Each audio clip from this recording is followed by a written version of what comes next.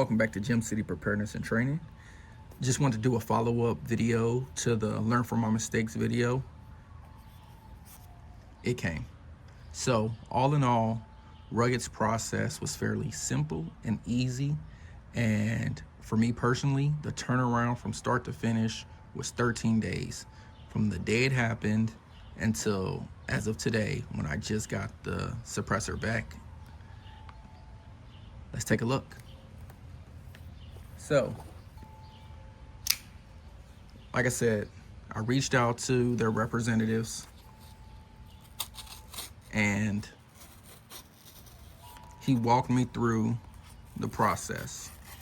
Don't worry, I'm gonna blur out some of the detailed information.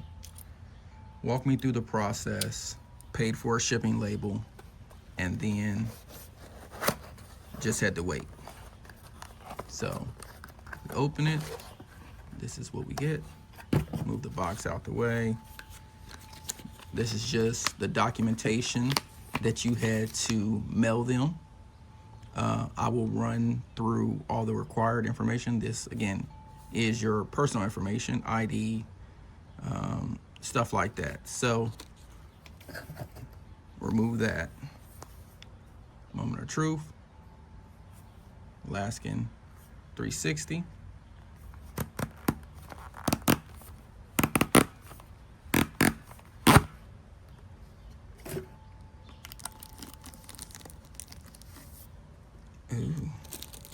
And again, owner's manual, unconditional lifetime warranty. Thank you, Rugged, for actually honoring your warranty. And here she is.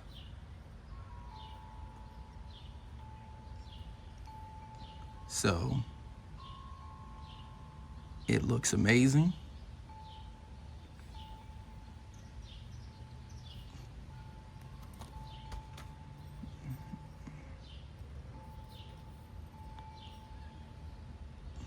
If you guys seen the last video, you can tell that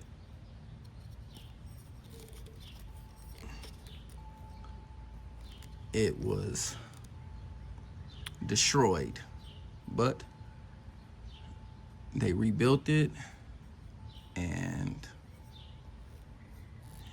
I cannot wait to get this back out to the range. So stand by. I will add a clip of how to navigate their website and process. So, again, Alaskan 360, owner's manual, and the diagram of it, how to make sure it is seated properly, all your warnings, all the fun stuff.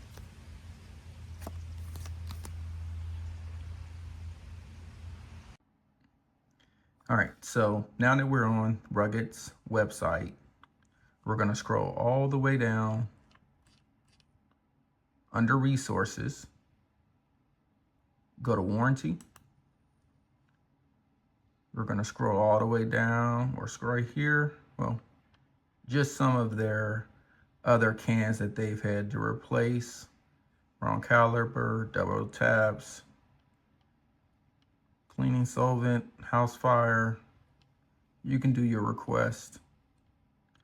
I will also sign up and make sure that your suppressor is registered with them, and not just, with your home store or the ATF.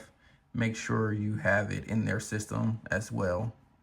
So here, you're just gonna put in all of your personal information, complete it out, complete it as detailed as possible. You're gonna have to upload the government issued ID with your current address. Also, the address that's on file with the ATF, because that's where they're gonna send your suppressor to. Now, I use my hunting license and my driver's license. Then you're just gonna scroll down, completely fill out the rest of the information, upload some pictures of the suppressor, and then you're gonna describe everything that was damaged. And again, more pictures, the issues that you are having, what happened. And then once you have already submitted all of that and spoke to a rep, you'll get an email kind of like highlighting how to complete the second part of this process. One, you're going to purchase a shipping label through their link, ruggedSuppressors.com/shipping label. It's like $25, $26. Do not add anything else to it. Just pay for the shipping label. And then after that, someone will reach out to you. And then the next thing, you're just going to pack it up. So you're going to write the service request number. That will be in the email that you get from the rep. You're going to write it clearly on all sides of the box. Here, you're also going to include your muzzle brake, depending on if that was damaged or not, your front cap, your mount, and the serialized portion of your suppressor, and any other parts. You're not going to include any accessories outside of the muzzle brake or flash hider or muzzle device. You're going to put a copy of your Form 4, your tax stamp, just the front page of your Form 4, a copy of your driver's license, a copy of the email that you received from the rep, an inventory list of everything that's inside of the box. Again, do not send any accessories that were not being used at the time of the issue. No packing peanuts. And do not ship your suppressor if you do not plan on being at home, because the turnaround time is pretty fast. So you have to sign for it. And of course, do not ship loose suppressor parts. The ATF considers this illegal. And to ship decibel reducing parts and some other items without the suppressor. So make sure you follow the instructions to send your suppressor back to Rugged to AT. You don't want to have any issues delaying your process or your repair. And also, once you have reached out to them, they will kind of walk you through step by step on how to do this.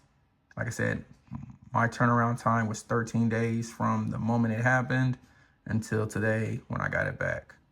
So good luck to you guys. Don't forget to like, comment, share, and subscribe.